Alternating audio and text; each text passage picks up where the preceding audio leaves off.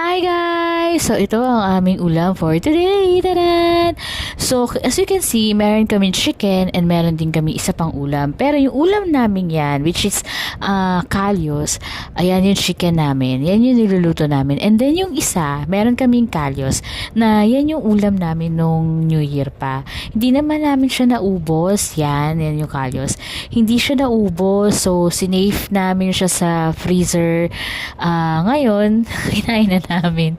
Naranasan nyo ba yun guys? Yung mga hindi nyo naubos na ulam no New Year, ngayon uulamin nyo after few days. Still, ano man, pwede pa naman, masarap at mas lalo siyang masarap pa. So yun guys, ang kaya niluto lang namin is yung chicken para sa mga ayaw ng mga iniinit na ulam.